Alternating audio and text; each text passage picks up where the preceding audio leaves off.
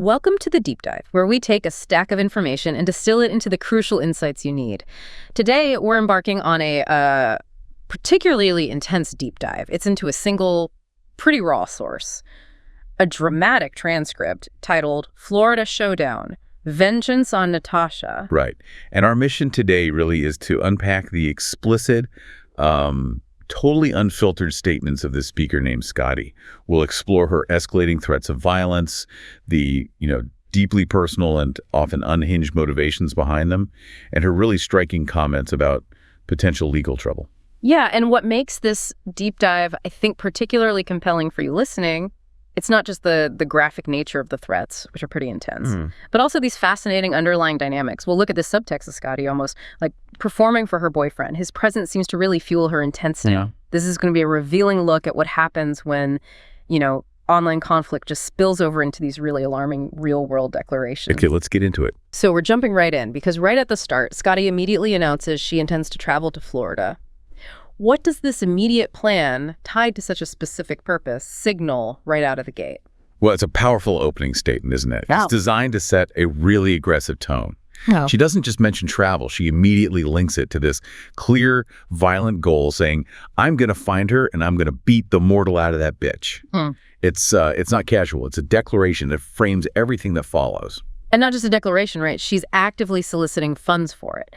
Mentions a travel to Florida fund, even gives links for donations in the chat. So that takes it from just like internal rage to asking the public for help. What does that tell us about her audience or maybe how serious she is? Yeah, that's a really critical detail. I mean, publicly asking for money for a violent act, that transforms it. It goes from maybe just online bluster to something potentially actionable. It suggests she wants validation, maybe even, actual financial backing from her audience. And it signals this perceived commitment to follow through. It's like trying to turn a digital threat into a tangible, crowd-funded thing. Okay, so from that very clear, funded statement of intent, how quickly do things escalate? Threat-wise, I mean. Oh, very quickly. Yeah. They move from a general beating to these highly specific and, frankly, disturbing declarations. Skadi says repeatedly, I'm going to put my fucking hands on you. That repetition really emphasizes a direct physical fight. Then she takes it, to a really shocking level, declaring, I'm going to come to your fucking house, I'm going to knock on your fucking door, and I'm going to beat your ass in front of your fucking daughters. That level of specificity, naming the location, the witnesses, it feels designed to maximize terror. How does that kind of detail change the threat? It's absolutely calculated, yeah. When a threat names specific people or locations or especially vulnerable family members like kids, it elevates it. It goes from just vague hostility to something deeply personal. And often it feels more credible as intimidation. It's aimed at invading not just the victim's physical space, but their psychological security. It suggests the aggressor isn't just raging abstractly. They've moved to detailed planning. And it doesn't even stop there. Skadi goes further. I will put her in the fucking ground. And that's not a fucking threat, bitch. It's a promise. I will end your fucking life. She even talks about people going to her fucking funeral next week. Yeah. I mean, what state of mind does this reflect, especially when she then describes herself in such stark terms? Well, this extreme language, especially ending a life, funerals, it reflects a deeply agitated state, maybe disinhibited. And Skadi herself offers a kind of self-diagnosis. She claims, I am fucking crazy. I do not fucking care. I can do time standing on my head. She says she's not wrapped too tight and losing my fucking marbles. Now, this could be bravado, sure, but it also fits a pattern you see online sometimes as self-justifying aggression. People publicly embrace being unhinged, maybe to scare others off or to rationalize their own extreme behavior. It's like a performance of having no boundaries. Okay, so with such intense threats, such clear intent, the obvious question is, what lit the fuse? What's driving this level of anger for Skadi? She's pretty explicit about it. The immediate trigger she points to is the target, Natasha, allegedly showed a picture of Skadi's boyfriend on her stream. And this isn't just some random insult, right? It hits a classic trigger point in these online feuds. The perceived violation of personal boundaries, especially involving romantic partners. Right. And Skadi interprets that as jealousy from Natasha. She contrasts Natasha's alleged third world, scrawny-looking motherfucking punk bitch playing pretend he wants to be with her so he can get a visa with her own boyfriend. Pretty specific. Exactly. So it takes this broader online fight and makes it intensely personal, which often makes it more volatile. She frames her rage as a reaction to people going into people's private lives, bringing up family, her daughter, even her dead parents. This perceived invasion, these attacks on her personal life, they clearly fuel her rage. They're the core grievances she feels justify this extreme reaction. It sounds like the boyfriend isn't just the trigger, though. What's really interesting here is how Skadi seems to weave him into her whole narrative, her rhetoric. Almost like she's putting on a show for him. Can you unpack that a bit? Absolutely. It's fascinating. She doesn't just mention him. She describes him in these physically imposing terms. This man is 6'2", about 250 pounds of nothing but pure fucking muscle. Adds, he doesn't want to be a part of this fucking community for a reason. This works to boost her own perceived power, and the credibility of her threats. She's aligning herself with someone she paints as physically formidable. And then she says, even if I don't make it, I bet you he can. And he was trained in hand-to-hand combat by the United States government, which sounds like a secondary threat, maybe even more dangerous, but how much of that is a real escalation versus part of that performance you mentioned? That's the key question, isn't it? And when the boyfriend is actually present later in the transcript, you really see the performance aspect ramp up. Skadi says, my boyfriend's here. He said, they're just jealous because I got a sexy-ass man laying beside me every night.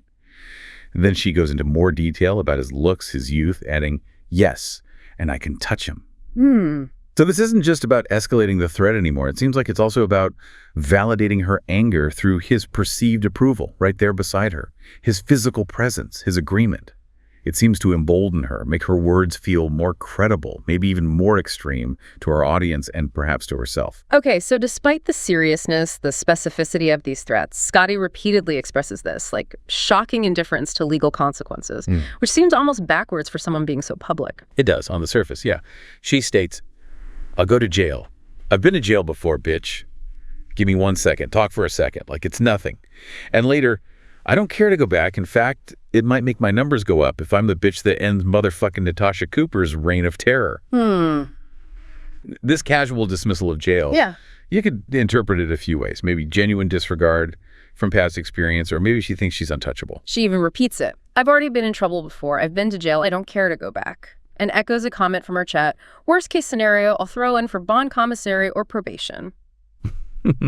So what does this all mean about how she sees the law? Is it just bravado, or is there some deeper calculation, or maybe even delusion? It's probably a mix. That nonchalant attitude towards jail, combined with wanting higher numbers, wanting notoriety, it suggests a performative element again. It's part of building that unhinged persona, someone so committed to their rage, they'll face anything, which might impress some followers. But, it also reflects something we often see. People online, engaged in aggression, feeling disconnected from real-world consequences, maybe believing that digital distance is some kind of shield. And it's not just Natasha, right? Skadi also goes after other people, CJ, Lonnie, Jax. Seems like this isn't just one feud, but part of a bigger pattern of grievance for her. That's right. She accuses them of all sorts of things, talking about her kids, her dead mother, her personal life. She claims, I never once fucking went after your daughter, but you sure have said a lot of nasty fucking shit about mine. Which highlights this perceived double standard she sees. She feels they cross lines they claim to uphold. Yeah, she calls them hypocrites. Says they all the time preach we leave family out of it, but yeah, that's the first fucking thing they do is go after people's family. And she challenges them to confront her directly. It sounds like she's trying to flip the script, paint herself as the victim of hypocrisy while, simultaneously issuing these extreme threats. Precisely. It reveals this broader sense of grievance rooted in feeling like things aren't fair.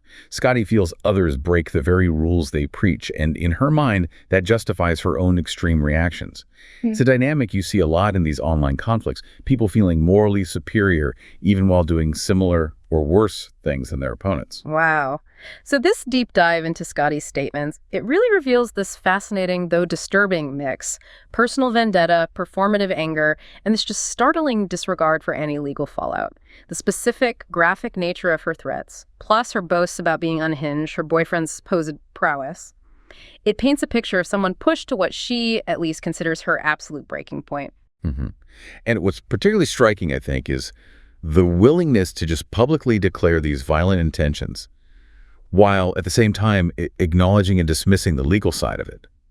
It raises a really important question, especially now with so much online conflict. How does anyone distinguish between empty online talk, bluster, and genuinely actionable threats. Right. Especially when those lines between public performance and private rage get so incredibly blurred. Yeah, absolutely. And for you, the listener, maybe consider this. How might the public nature of these threats, the specific details she gave, asking for money, how might that change the perception and maybe the actual legal ramifications compared to if this was all said in private? It's definitely something to think about long after this deep dive wraps up.